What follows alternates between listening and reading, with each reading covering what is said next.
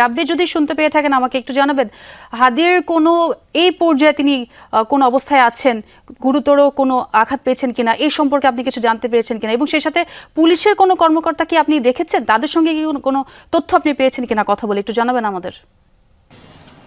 প্রথমত একটু বলে রাখি যে আসলে হাদির যারা সহকর্মী সহযোদ্ধা যারা হাদির হয়ে এই নির্বাচনী প্রচারণায় অংশ নিয়েছেন, তারা কিন্তু খুব কাছ থেকে দেখেছেন যে কিভাবে গুলি করা হয়েছে, এবং সেই বর্ণনায় কিন্তু কিছুক্ষণ আগে যমুনা টেলিভিশনকে দিয়েছেন।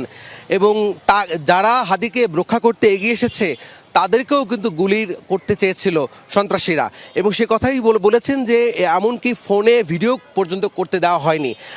যিনি নিয়ে এসেছেন হাদির সহকর্মী, তিনি আমাদেরকে বলেছেন যে একেবারে টার্গেট করে তাকে গুলি করা হয়েছে, এবং হাসপাতালে যেভাবে তাকে আনা হয়েছে, যেই দৃশ্য আমরা দেখেছি, যে ফুটেজ আমরা দেখেছি, আমরা এখনও চিকিৎসকের কোনো বক্তব্য পাইনি।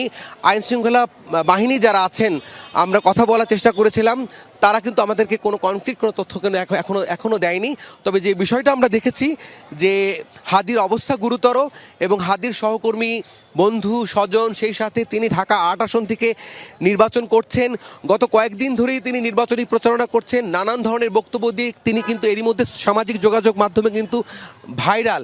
সেই ভাইরাল প্রার্থী ঢাকা ৮-এর ওসমান হাদি পল্টন এলাকায় জুমার নামাজ শেষে তিনি যখন ফিরছিলেন, এবং তার যারা সহকর্মী আছেন, ভক্ত আছেন, তাদের সাথে কথা বলছিলেন, তখনই কিন্তু বাইক যোগে দুজন এসে তাকে লক্ষ্য করে গুলি করে।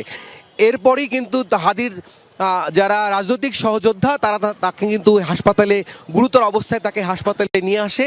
এই হাদির এই হাসপাতালে গুলিবিদ্ধ হওয়ার খবরে কিন্তু আমরা দেখছি বিভিন্ন রাজনৈতিক দলের নেতাকর্মীরা তারা কিন্তু ছুটে আসছেন হাসপাতালে, তাকে দেখতে আসছেন। আপনি জানেন যে ইনকিলাব মঞ্চের তিনি নেতা, আহ্বায়ক, এবং এই ইনকিলাব মঞ্চ গত ১.৫ বছর দেশের নানান ইস্যুতে কিন্তু সরব ভূমিকা পালন করে আসছিল।